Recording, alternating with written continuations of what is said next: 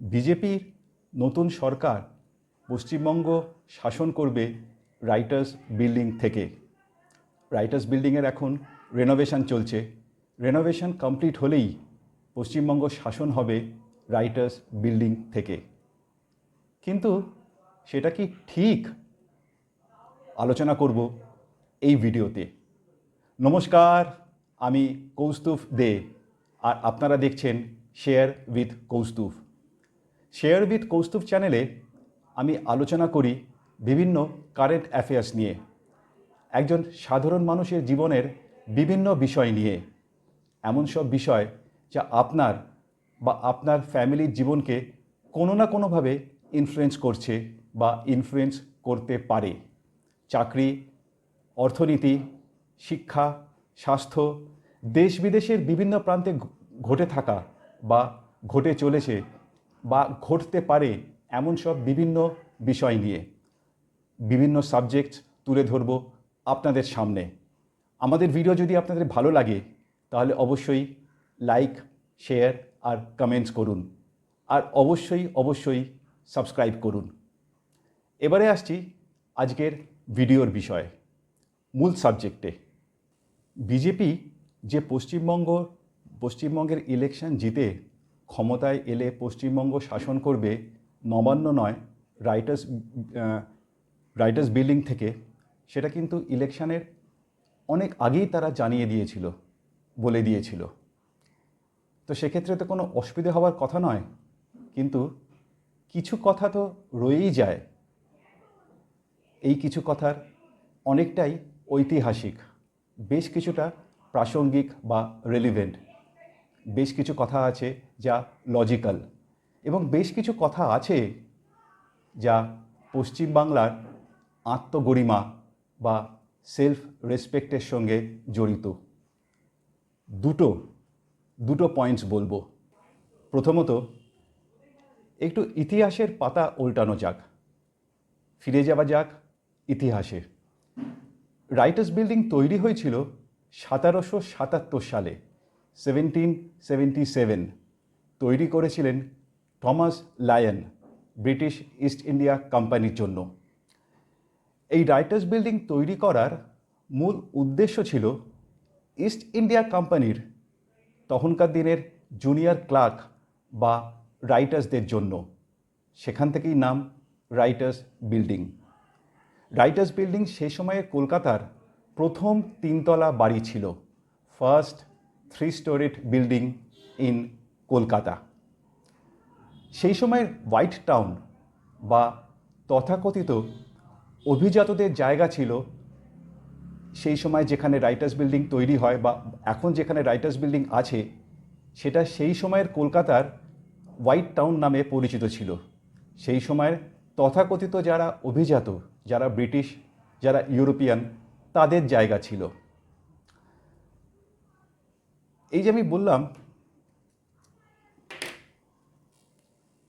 Writers building তৈরি করেছিল east India company রাইটার্সদের জন্য।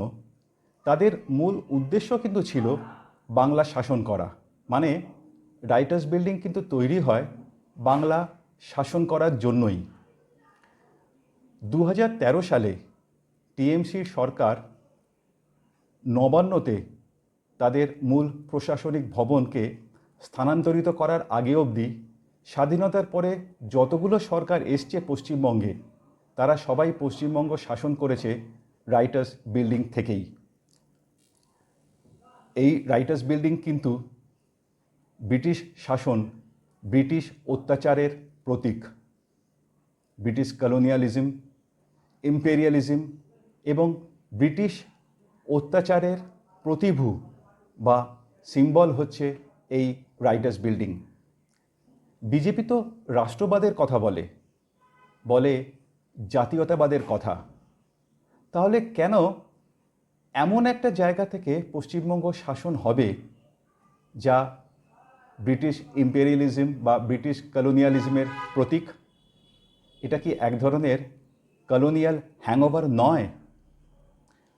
কিছুটা হলেও পশ্চিমবাংলার আত্মগরিমা বা সেলফ রেসপেক্ট এই রাইটার্স বিল্ডিং থেকে পশ্চিমবঙ্গ শাসন হলে কি ক্ষুণ্ণ হয় না, আঘাতপ্রাপ্ত কি হয় না পশ্চিমবাংলার আত্মগরিমা?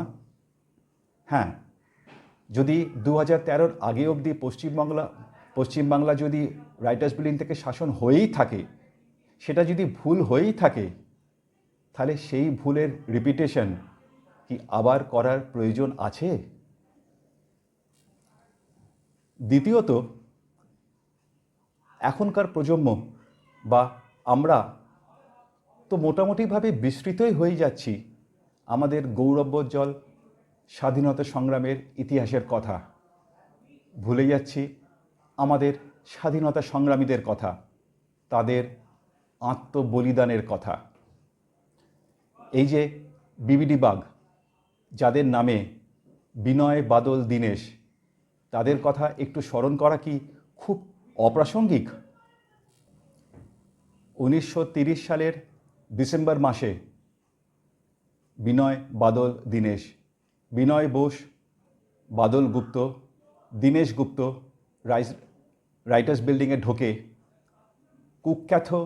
অত্যন্ত কুখ্যাত ইন্সপেক্টর জেনারেল অফ প্রিজেন্স NH সিমসানকে হত্যা করার জন্য, এবং সিমসানকে তারা হত্যা করে। এবং তারপর এই তিনজন অল্প বয়সী বিপ্লবীর সঙ্গে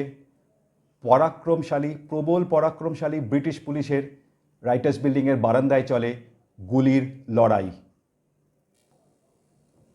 বাদল সেখানেই সাইনাইড খেয়ে মৃত্যুবরণ করে। বিনয় এবং দীনেশ ব্রিটিশ পুলিশের কাছে নিজেদের ধরা দেবে না বলে নিজেদের গুলি করে। কদিন বাদ হাসপাতালে মৃত্যুবরণ করে বিনয়, এবং 1931 সালে দীনেশকে ঝোলানো হয় ফাঁসিতে।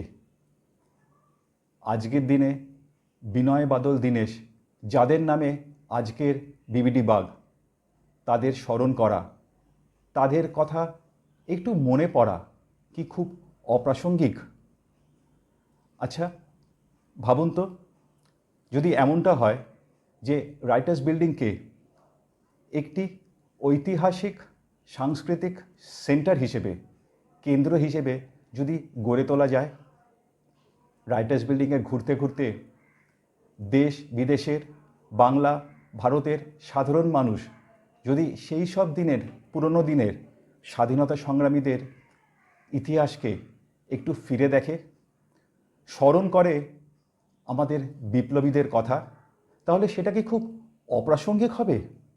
কিন্তু সেসব তখনই সম্ভব হবে যদি আমরা এটা ভাবি যে রাইটার্স বিল্ডিংকে একটি ঐতিহাসিক সাংস্কৃতিক কেন্দ্র হিসেবে যদি আমরা সেটাকে তুলে ধরি, যদি আমরা সেটাকে তৈরি করি, যদি আমরা সেটাকে রিবিল্ড করি, পশ্চিমবঙ্গের শাসন ক্ষমতার কেন্দ্রস্থল হিসেবে নয়।